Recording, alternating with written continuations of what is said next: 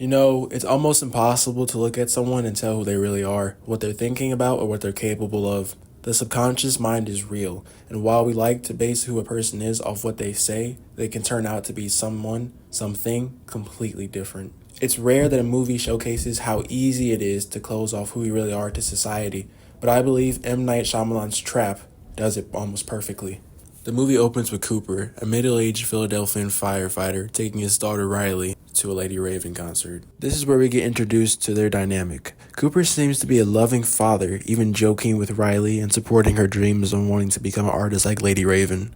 Heck, the man even took off work early so his daughter could see Lady Raven get off her tour bus. Now, while I do believe this movie captures the duality of a person's personality, there are some drawbacks to the script. For starters, the movie either uses this new slang that audience members over the age of 30 won't understand, or it tries to invent and explain its own slang during the film, like crispy. So what does crispy mean? It means something is good. Use it in a sentence. Dude, your house is crispy. It's like that scene from Jennifer's Body, when Jennifer calls the lead singer of a boy band extra salty, but it's used way too much in comparison here. They're this indie rock band from the city. I saw their MySpace page, and the lead singer's extra salty. Plus, there'll be lots of other salty morsels there for you. Anyways, as Cooper and Riley make their way into the stadium, Riley begins to open up to Cooper about her school life and how girls are bullying her and how they exclude her from things. But during this, Cooper starts to notice armed men and security cameras being stationed at the concert. He even notices people are getting pulled away during the performances. This is where the audience can now see Cooper's home life and his life as a serial killer start to mix. He runs into one of the mothers of Riley's bullies. She tries to convince him to let the girls get back together and figure things out, but Cooper is resistant. His mind isn't on the conversation. His mind is on the security cameras, the guards, his next move to get out of there. The one thing the movie does do well is showcase Cooper's manipulation skills. Like when he wants to get away in order to check on the man he kidnapped, he offers his daughter the choice to come with him and wait outside the men's restroom, or stay and watch the concert she's obviously invested in an attempt to reinforce her decision to stay there and not follow him. He purposely tells his daughter to be the bigger person when her and another girl want the same piece of merchandise in front of the vendor, so that when the vendor approves of the values he is passing on to his daughter, the father then uses it as a chance to get the vendor to open up about why the security is there at the concert. This is also where the father learns that no one can leave except through the backstage.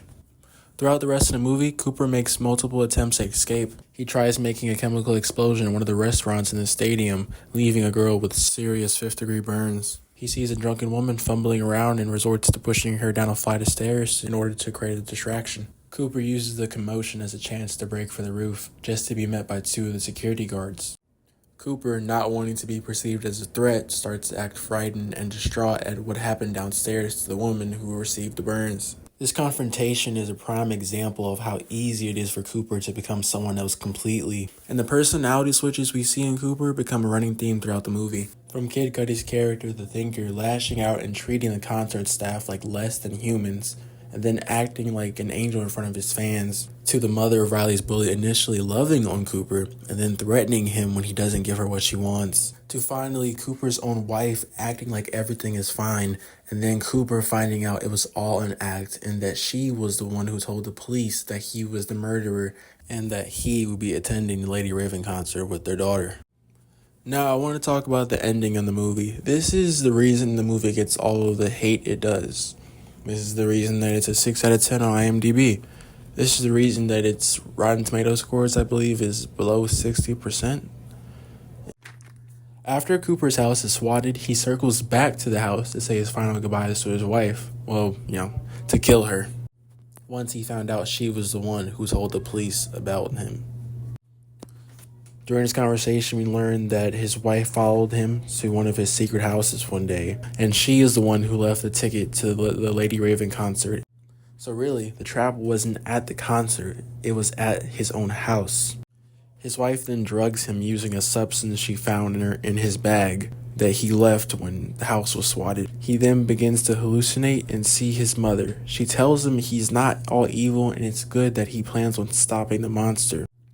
See, Cooper isn't angry at his wife because she told. He's angry because of the effect that it'll have. He won't be able to see his children grow up. He won't be able to see his wife again. He still loves her, but he has uncontrollable rage because he knows it's over. During his conversation with his wife, he also talks about stopping the monster.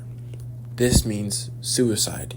He's planning on committing suicide, hence stopping the monster that he believes he is. So his wife drugs him using a substance she found in his bag during a swatting. Now, he begins to hallucinate and sees his mother, and she tells him he's not all evil and it's good that he plans on stopping the monster. Cooper never thought he was capable of love or having a life with his family that he could actually enjoy, but he ended up loving his wife and his kids. That's why in the movie he says, "I thought I was pretending," and then his mother responds, "Not all of you is a monster." This means that Cooper really does love them. And this is where we find out who the woman Cooper's been seeing is, the old lady that pops up out of thin air. It's his mother. His mother was the only one that knew he was different, only because she raised him. She was his mother. I mean, as your mother, as a mother of someone, you introduced them to the world. So after his mother, and besides his mother, no one else knew Cooper was different, not even his wife. That's why no one knew he killed people. Only the woman that raised him knew. So my theory is that the profiler is his mother, and that she became a profiler to catch people like her son, people who are different. Now, I want to praise the actor. I believe it's Josh Hartnett. He's got this smile with nothing behind the eyes, almost like Patrick Bateman. And I think the camera angles in this movie and the way the cinematographers play with the camera focus, the actor's headspace, and the fast-paced pans and zooms help amplify the actor's performances. This is especially apparent when Cooper is trying to hide his rage. The rest of his body can be completely still, and then the camera will pan to his eye or his hand twitching. So is this movie a masterpiece? No. Is the writing perfect? No. Is the cinematography perfect? No. But I did enjoy it. I did enjoy how intentional it was. But I think the takeaway from this movie is that we are not who we say we are. We could think we're one thing or someone and be someone entirely different.